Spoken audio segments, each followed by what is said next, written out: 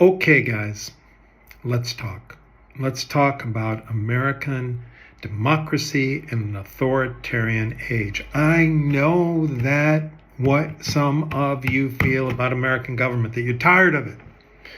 I'm tired of American government. We're all tired of American government, but that doesn't mean that it is not important.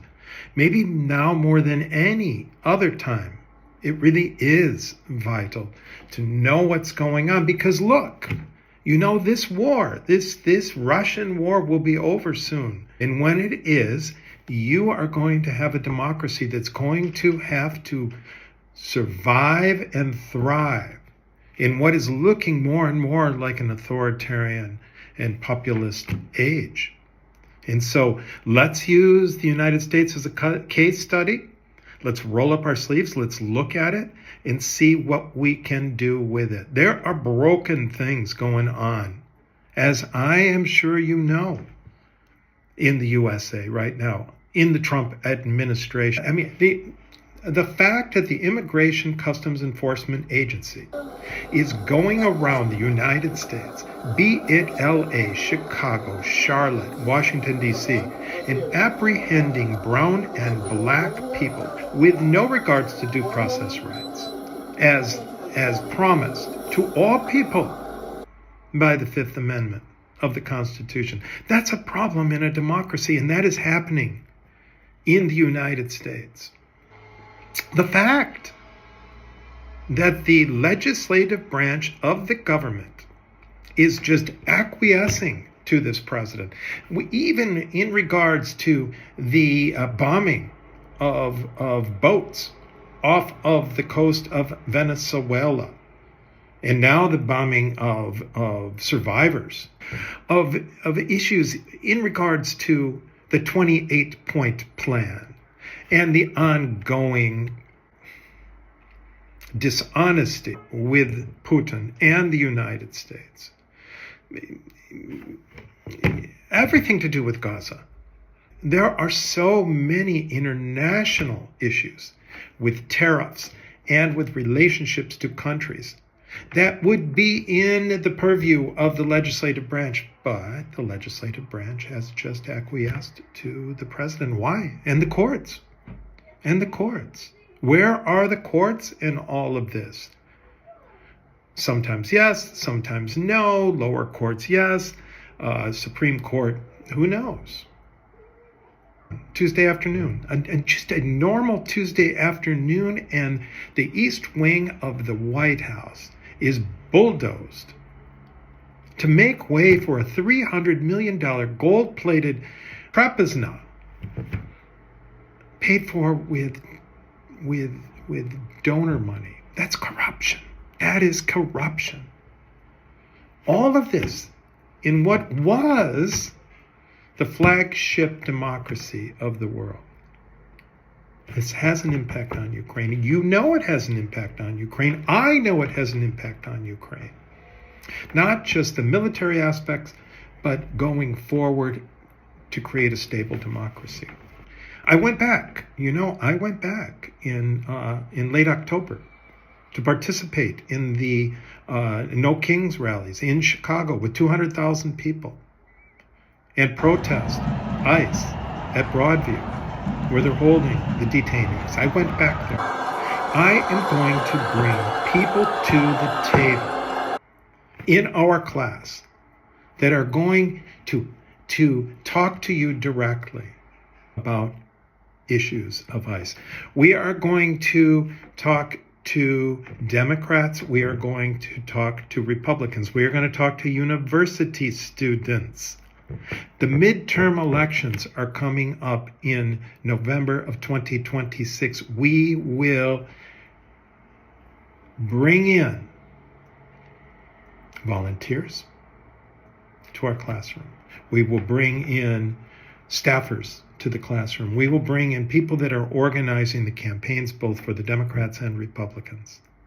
We are going to try to work our way inside of this situation on the ground as best we can in order to figure out what is happening. We will use a whole slew of media. podcasts, mainstream media and social media, different perspectives, conservative, liberal, moderate. One thing we will use for sure is on October 31st, the New York Times put out an editorial that got a lot of play all over the world in mainstream media. The title of the article was, "Are We Losing Our Democracy?" And it took 12 markers brought forth by experts, journalists, and political scientists that evaluate if a democracy is moving in an authoritarian direction. We're going to use these 12 markers from this article as a basis to move through this situation. I think it would be healthy to look at Ukraine. How does Ukraine stack up on such issues? And maybe even throw in Hungary, competitive authoritarianism. That is what is going on in the state of Hungary. Is that what's going on in the United States? Not a full-fledged authoritarian government as with Putin in Russia, but something that isn't a democracy either. So we got all of these things that we can look at and use to identify what's going on in the United States and how this affects Ukraine now and in the future.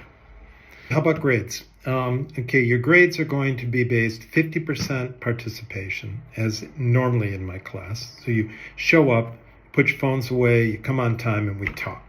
And you should get an A for participation. 25% of your grade is going to be New York Times editorial, "Are We Losing Our Democracy?" where we will take a handful of these markers. You will be responsible with a partner to take one before the class and explain how it is affecting the United States under a Trump administration, how you see it in regards to Ukraine, and how you see it in regards to Hungary. Just briefly. We're not gonna dig into it as a research paper. We're just gonna look at it and we're going to evaluate and have a quick reflection on it.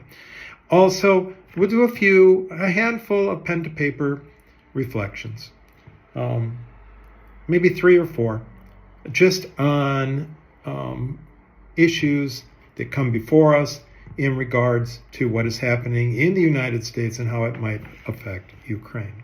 So if you come to class on time, if you put your phones away, if you get involved in class discussion, and just stay on top of things that I think are going to be really, really interesting to you. They're really, really interesting to me because I'm watching in real time. I'm seeing a democracy, my country. I'm seeing what can happen to a nation in regards to its democratic government that looked to be checks and balances. We're going to hold it in check forever. We would be fine. Well, we're not fine. One thing we've learned, haven't we, with you guys in the streets this summer because of the corruption issue, with me in the streets over the ICE issue, that we have to be involved in our democracy,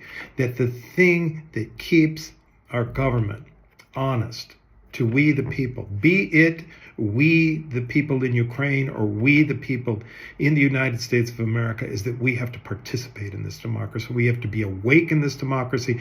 We have to know what's going on, and we have to make our voices heard. And then they listen.